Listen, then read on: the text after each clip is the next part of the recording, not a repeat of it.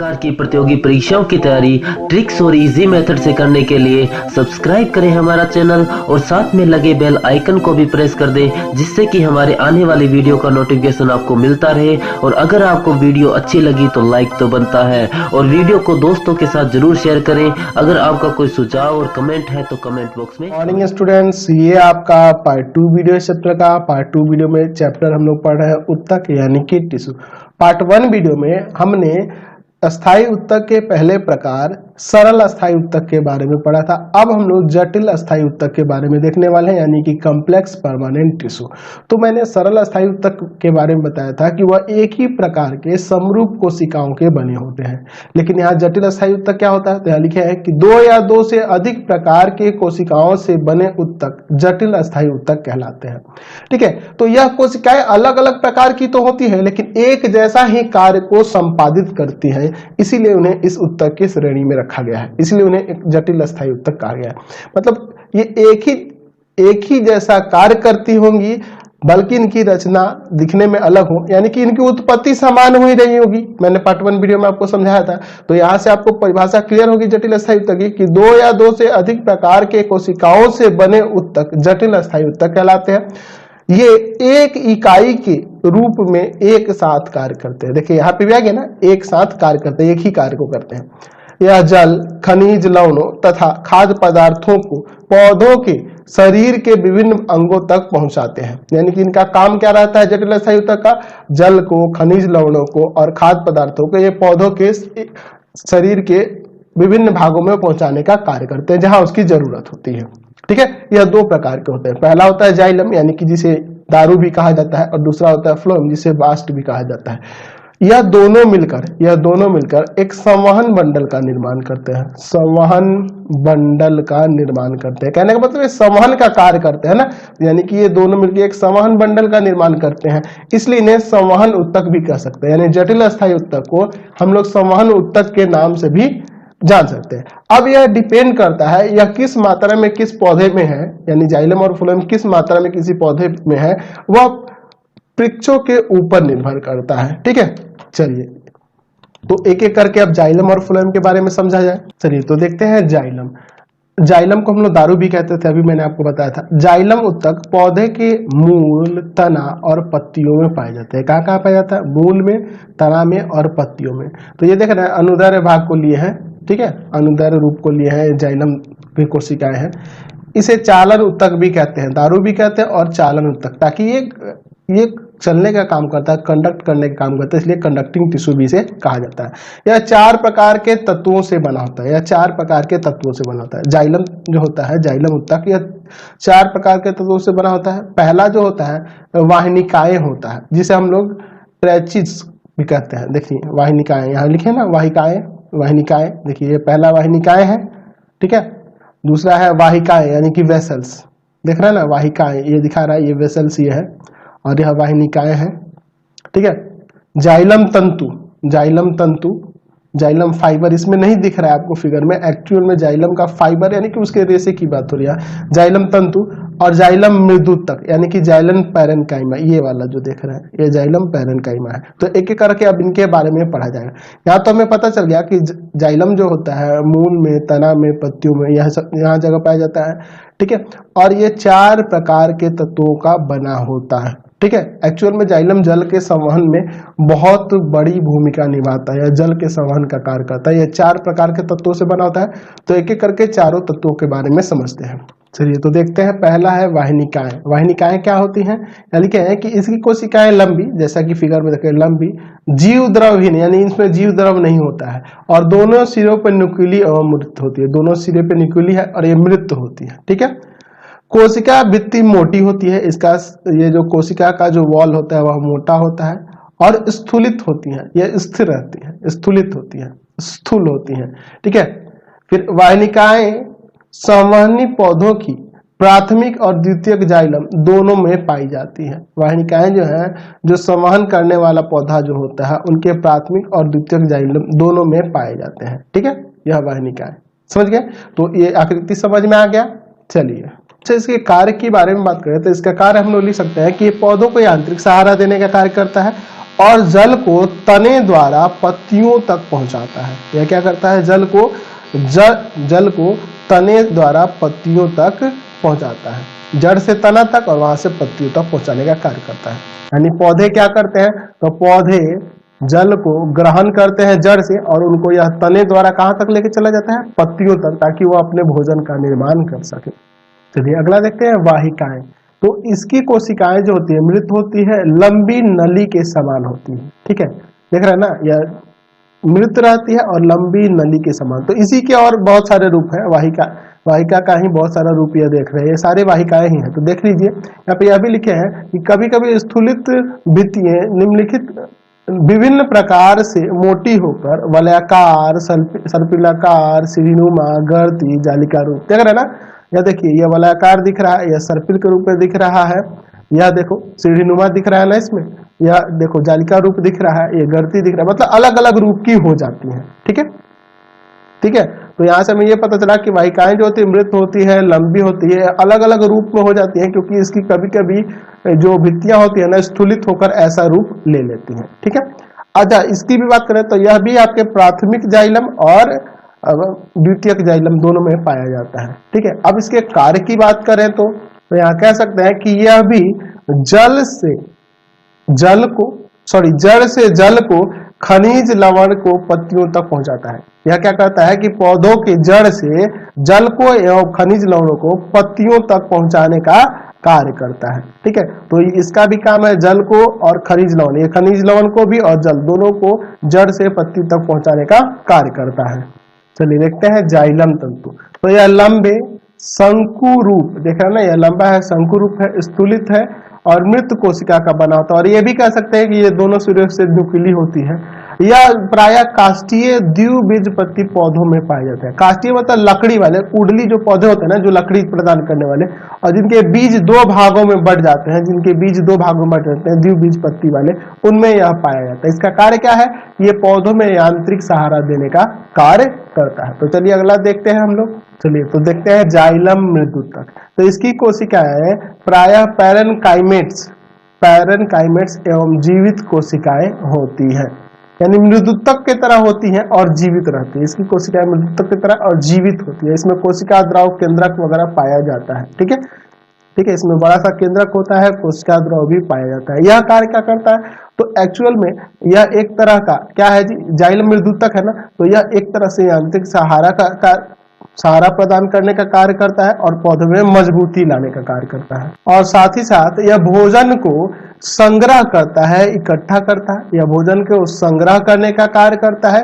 और जैसे तनों की, जैसे पौधे के तने हो गए, तनों के जो पार्श्व भाग होंगे ना, उनमें जल के संवहन में, उसके किनारे के भाग में जल के संवहन का कार्य भी करता है। किनारे के भागों में जल का संवहन भी करता है, भोजन का संग्रह भी करता है और यांत्रिक सहारा भी पौधों को देता है। तो यही चारों जो आपकी भिन्न प्रकार के तत्व थे, ये मिलकर एक जाइलम का निर्माण करते हैं, जाइलम उत्तक का निर्माण करते हैं। जो मुख्य रूप से क्या करता है जाइलम? तो पौधों में जल का और खनिज लवणों का जड़ द्वारा संवहन कराकर तनों द्वारा कहां तक पहुंचाता है? पत्तियों में पहुंचाने का कार्य करता है। यानी जाइलम का काम क्या है कि जड़ से खनिज लवण और जल को लेकर पौधों के शरीर के विभिन्न भागों में और तने से होते हुए वह पत्तियों तक जल का और खनिज लवणों का संवहन कर देता है। समझ गए? चलिए अब बात करेंगे फ्लोएम की। तो फ्लोएम जो होता है ना, पौधों के जड़ में, तना में, पत्तियों में पाया जाता है और यह 4 प्रकार के तत्वों के बना होता है। यानी कि फ्लोएम भी जाइलम के तरह ही जड़, तना और पत्ती में पाया जाता है। ये 4 प्रकार के तत्व से बना होता है। कौन कौन? तो चालनी नलिकाएं, सहकोशिकाएं और फ्लोएम तंतु या फ्लोएम बास्ट और फ्लोएम मृदुतक। तो इन चारों के बारे में एक एक करके देखा जाए।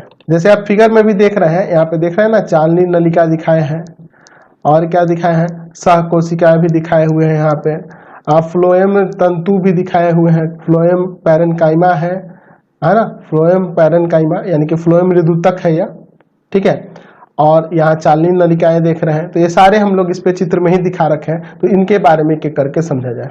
चलिए तो देखते हैं चालनी नलिका। तो चालनी नलिका जो होती है लंबी, बेलनाकार तथा छिद्रित भित्ति वाली कोशिका होती है। जैसे कि देख रहे हैं ना चांदनी नल के यहाँ पे लंबी है, बेलनाकार है और छिद्रित कोशिका, छिद्रित भित्ति वाली कोशिका होती है। इसमें देखिए, इसमें जो है ना यहाँ पे एक पट्टी जैसी ये जो देख रहे हैं ना छिद्रयुक्त पट्टी, जिसे हम लोग चालनी पट्टी के नाम से जानते हैं, जो देख रहे हैं ना चालनी पट्टी के नाम से जानते हैं। ठीक है, और इसमें जो जब ये वयस्क रहता है, जब छोटा रहता है, यानी कि इसकी जब शुरुआत होती है चालनी नलिका की, तो उस समय में जब यह वयस्क रहता है तो उसमें केंद्रक नहीं पाया जाता है। ठीक है, इसमें केंद्रक नहीं है, लेकिन जब यही देखो इसमें केंद्रक यहाँ आ जा रहा है, जब ये बड़ा हो जा रहा है तो ये इसमें केंद्रक आ जाएगा। ठीक है, तो वयस्क रहता है तो उसमें केंद्रक अनुपस्थित रहता है।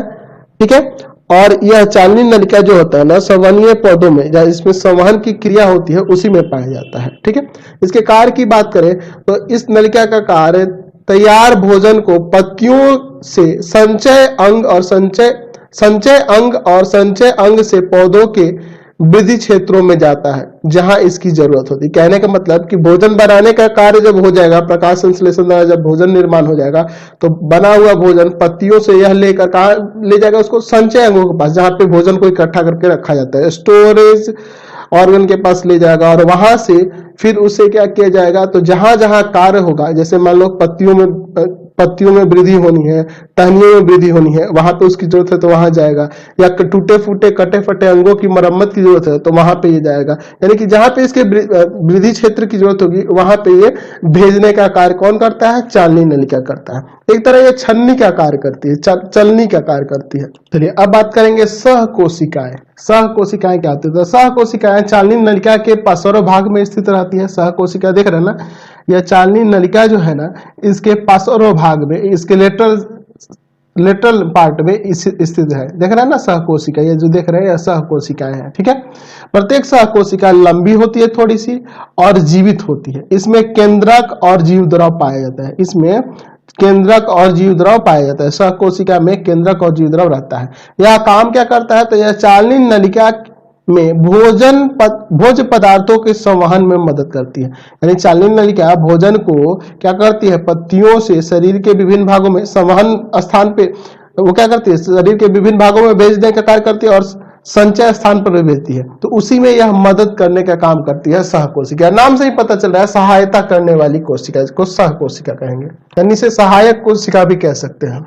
चलिए देखते हैं अगला, फ्लोएम तंतु क्या होता है। तो यह फ्लोएम तंतु जो होता है लंबी होता है, दृढ़ होता है और स्केलेरन काइमेट्स कोशिका के बने होते हैं, या स्केलेरन काइमेट कोशिका का बना होता है। कौन? फ्लोएम तंतु। ठीक है, और इसका काम क्या होता है? तो फ्लोएम तंतु जो होता है ना, फ्लोएम तंतु फ्लोएम उत्तक को यांत्रिक सहायता, इंटरनल सपोर्ट देने का काम करता है। कौन? फ्लोएम तंतु। ठीक है, हम लोग जाइलम तंतु भी देखे थे तो वो भी यांत्रिक सहारा देने का कार्य करता था। ठीक है, जाइलम को। चलिए अब बात करते हैं फ्लोएम मृदुतक की। तो यहाँ लिखे हैं यह जीवित लंबी केंद्रक युक्त और केंद्रक युक्त कोशिकाएं हैं। जीवित होती है, लंबी होती है और केंद्रक युक्त कोशिकाएं होती है। यह सह कोशिकाओं के निकट स्थित रहती है। सह कोशिकाओं के निकट स्थित रहती है फ्लोएम मृदुतक, यानी कि फ्लोएम पैरेन्काइमा जो देख रहे हैं यहाँ जो देख रहे हैं ना, यहाँ पे दिखा रहा है फिगर में। तो यहाँ जो देख रहे हैं ना, ये अनुदैर्घ्य है और ये अनुप्रस्थ है। ठीक है, यह अनुप्रस्थ है, क्रॉस सेक्शन है, और यह अनुदैर्घ्य है। ठीक है, तो यह है दोनों एक ही कोशिका का, सॉरी ये आपका फ्लोएम का ही है दोनों आकृति। तो यह अनुदैर्घ्य है, यह अनुप्रस्थ है। ठीक है, यह क्रॉस सेक्शन है और ये आपका, यानी कहने का मतलब यह है कि आप इस तरह से जब अनुप्रस्थ काट लेंगे तो यह है, और यह अनुदैर्घ्य काट यानी ऐसे काट करके लिया गया है आकृति। ठीक है, चलिए इसका कार्य क्या करता है? यह भोजन संचित करता है और भोज्य पदार्थ के संवहन में भी सहायता करता है। साथ ही साथ यह इंटरनल सपोर्ट भी करता है मृदुतक का। समझ गए ना, फ्लोएम का इंटरनल सपोर्ट भी करता है, या फ्लोएम मृदुतक इंटरनल सपोर्ट भी करता है, भोजन का संचय का भी कार्य करता है और भोज्य पदार्थों के संवहन में यानी कि उसके कंडक्शन में भी हेल्प करता है। यानी हमें यहाँ से ये पता चला कि जो फ्लोएम है ना, फ्लोएम यह बने हुए भोजन का संवहन करने का कार्य करता है। यानी कि यह भोजन जब बन जाता है पत्तियों में, तो पत्तियों में बने हुए भोजन को क्या करता है? तो उसको स्टोरेज रीजन में ले जाता है, संचय स्थान पे ले जाता है, और साथ ही साथ वहां से कहां भेजता है, तो जहां जहां अंगों की आवश्यकता होती है, जैसे पत्तियों में चाहिए, फलों के लिए चाहिए, फूलों के लिए चाहिए, तो वहां वहां ये जहां जहां आवश्यकता हुई कटे हुए भागों की मरम्मत के लिए, तो वहां पे ये क्या करता है, भोजन को भेजने का कार्य करता है। तो हमने यहां से सीख लिया कि जाइलम क्या करता है, तो जड़ से खनिज लवण को पत्तियों तक पहुंचाता है और पत्तियों में बने हुए भोजन के संवहन में फ्लोएम मदद करता है। तो यहां से हमें ये क्लियर हो गया।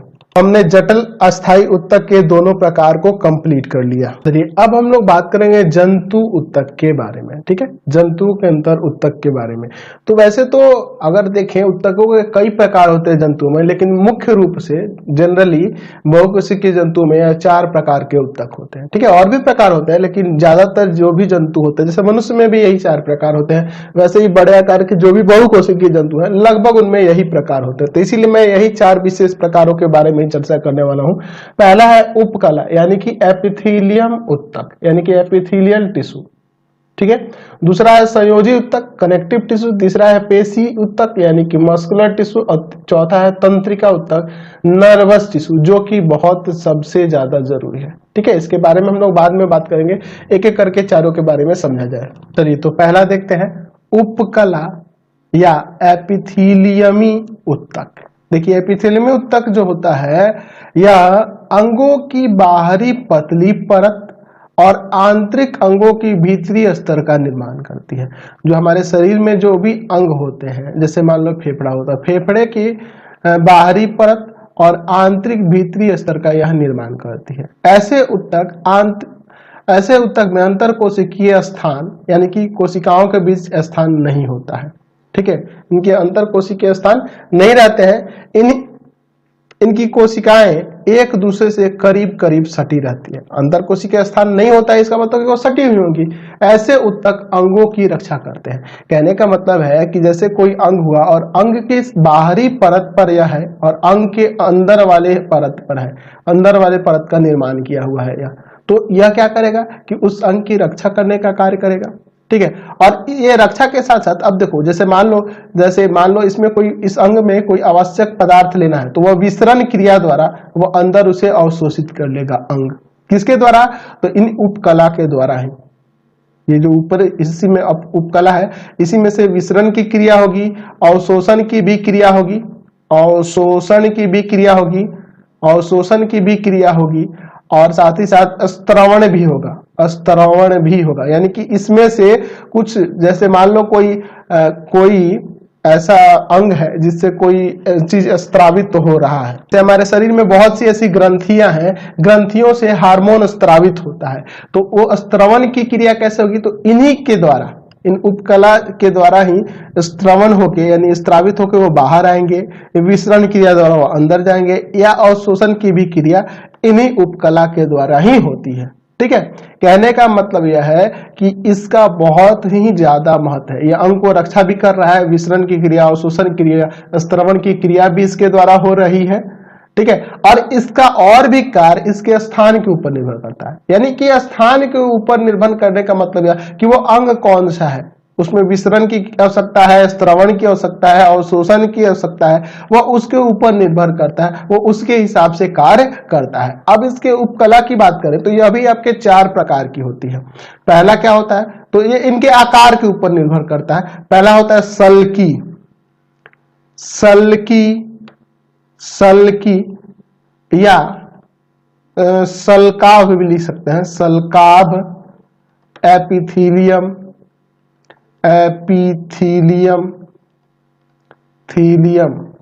सल्की एपिथीलियम। दूसरा होता है स्तंभाकार एपिथीलियम,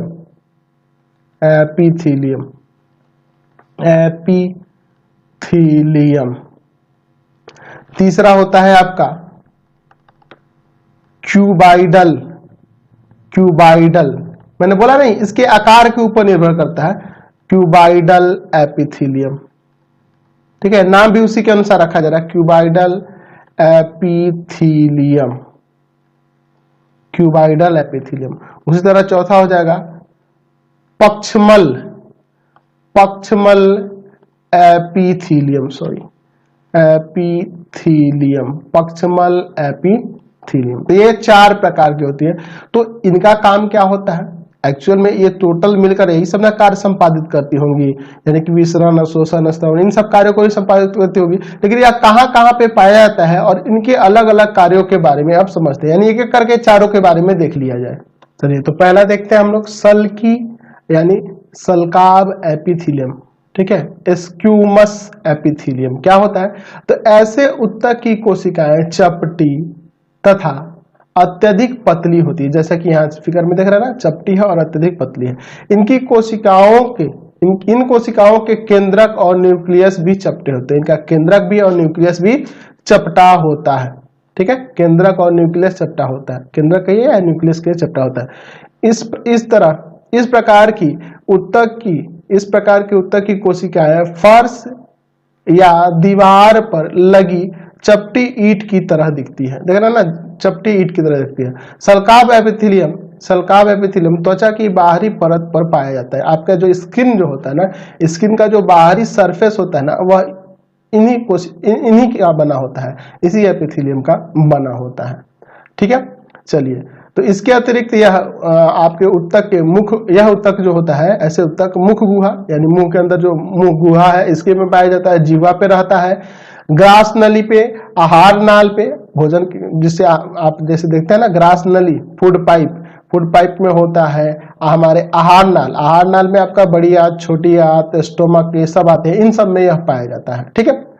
यह रक्त वाहिनी तथा फेफड़े के वायु कोशों में भी पाया जाता है। यह मनुष्य के रक्त वाहिनियां, ब्लड वेसल्स, ब्लड वाला जो वेसल्स होता है उसमें, और फेफड़े के वायु कोश जिसमें जैसे आपका फेफड़ा इस तरह से आके ऐसे चला जाता है ना फेफड़े, तो वायु कोश जिसमें वायु इकट्ठा रहती है, इस तरह से इसमें भी इसी से बना होता है, सल्की एपिथेलियम का ही बना होता है। यानी कि ये बहुत बड़ा इसका योगदान है हमारे शरीर में। शरीर की बाहरी त्वचा इसी की बनी होती है।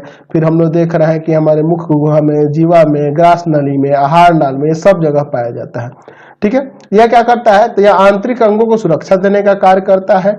रक्त वाहिनी एवं वायु कोश में पदार्थों के विसरण में सहायता देना है, यानी कि ये अंदर जाकर या वायु कोश में भी विसरण क्रिया द्वारा फेफड़े में जो वायु जाता है, विसरण क्रिया द्वारा उसको विसरित करके डिफ्यूज करने में भी ये सहायता करता है, विसरण करने में भी ये उसे सहायता करता है। चलिए अगला देखते हैं, स्तंभाकार एपिथेलियम क्या होता है। तो ऐसे उत्तक एक ही स्तर में सजे स्तंभाकार कोशिकाओं के बने होते हैं। देख रहे हैं ना, एक ही स्तर में सजे हुए और स्तंभ जैसे, खंभे जैसे ये है, ठीक है। इस तरह की कोशिकाओं के बने होते हैं। कोशिकाओं के मुक्त सिरों पर सूक्ष्म रसाकुड़ होते हैं, देखिए रंसाकुड़ होते हैं, देखिए, ठीक है। माइक्रोविलाई जिसे कहा जाता है, ठीक है। यह देखते हैं ना, ये जो ऊपरी जो मुक्त सिरा है यानी खुला हुआ जो सिरा है, यहाँ पर रंसाकुड़ होते हैं। यह आहार नाल के वैसे भाग में पाए जाते हैं। आहार नाल समझते हैं, हमारा जो फूड पाइप होता है, मुख गुहा, फिर ऊपर से आपका स्टोमक जो होता है, अमाशय जो होता है, बड़ी आंत, छोटी आंत, ये सब मिलकर क्या बनता है? आहार नाल का निर्माण करता है। जैसे आपको फिगर में दिखाता हूँ, जैसे आप ये एक मानव शरीर देख रहे हैं, तो यह मुंह से लेके मुख गुहा हो गया, यहाँ पे फूड पाइप आएगा, यह आगे चल के यहाँ पे यह आपका स्टोमक हो गया, या आपका बड़ी आंत, छोटी आंत इसमें जुड़ा हुआ है। तो ये यही है टोटल आहार नाल। तो आहार नाल के वैसे भाग में पाया जाता है जहां पदार्थों का अवशोषण और स्त्रवण होता है। तो हमारे जैसे यहाँ अगर पदार्थों के अवशोषण और स्त्रवण की बात करें तो हमारा छोटी आंत के भीतर जो होता है पदार्थों का अवशोषण की क्रिया होती है, तो यानी वहां पाया जाएगा, है ना। अवशोषण, स्त्रवण और अवशोषण की क्रिया आगे भी हमारे देखिए स्टोमक में भी अवस्त्रवण की क्रिया होती है, उसमें HCl वगैरह का स्त्रवण होता है, ठीक है। और ये साथ ही साथ ये हमारा स्तंभाकार एपिथेलियम यांत्रिक सहारा देने का भी कार्य करता है, ठीक है। चलिए अगला देखते हैं, क्यूबॉइडल एपिथेलियम। इसकी कोशिकाएं घनाकार होती हैं, क्यूब जैसी होती है, जैसा कि चित्र में यहाँ देख रहे हैं। प्रत्येक कोशिका में एक स्पष्ट गोलाकार न्यूक्लियस होता है। हर एक में देख रहे हैं ना, स्पष्ट न्यूक्लियस दिख रहा है।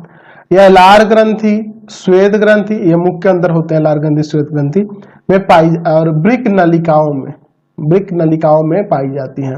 ब्रिक नलिका यहाँ से होती है, हमारे ब्रिक के बाद यहाँ पे स्थित ब्रिक नलिका होती है, ठीक है। अभी आपको तो पता नहीं है, 10th में चलोगे तो ब्रिक नलिका आपको दिखाऊंगा, उसके बारे में भी बताऊंगा, ठीक है। यह अवशोषण स्त्रवण के अतिरिक्त, यानी अवशोषण और स्त्रवण का तो कार्य करती है, उसके अतिरिक्त यांत्रिक अवलंब भी देता है, यानी यांत्रिक सहारा देने का भी कार्य करता है। चलिए अगला देखते हैं पक्षमाभी एपिथेलियम, यानी कि सिलिया भी इसे कह सकते हैं, पक्षमाभ भी कह सकते हैं। तो यहाँ लिखा है शरीर की कुछ अंगों जैसे कि ट्रेकिया के भीतरी स्तर पर स्थित स्तंभाकार एपिथेलियम में सिलिया यानी कि पक्षमाभ होता है। या सिलिया देखना रेशेदार ये ऊपर देखते हैं। सिलिया क्या करता है, तो सिलेरी गति के द्वारा, जो सिलेरी गति जो होती है, सिलेरी मूवमेंट जो होता है, उसके द्वारा श्वास नली के भीतरी स्तर पर म्यूकस यानी कि श्लेष्मा एकत्रित नहीं रहने देते हैं, ठीक है, ताकि श्वास नली जाम ना हो, उसमें श्वसन की क्रिया सही से हो सके, ठीक है।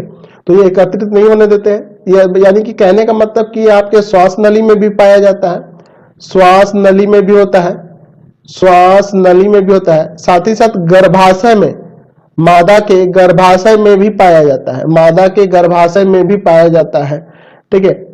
चलिए, और इसी सिलिया के कारण ही, इसी सिलिया के गति के कारण ही गर्भाशय में के अंदर जो अंडवाहिनी जो होती है, मादा के गर्भाशय में यहाँ एक अंडवाहिनी होती है जिसके बारे में हम लोग क्लास 10 में पढ़ेंगे, उसमें उसके अंडाणु को एक ही दिशा में गति करने में मदद करता है, कौन, सिलिया है, ठीक है। चलिए, तो क्लियर हो गया हम लोग को यह। तो इस वीडियो में इतना ही रहने देते हैं, अगले वीडियो में हम लोग आगे इसी चैप्टर में आगे बढ़ेंगे। आप लोग प्लीज चैनल को सब्सक्राइब करेंगे, वीडियो को लाइक शेयर करेंगे और इससे रिलेटेड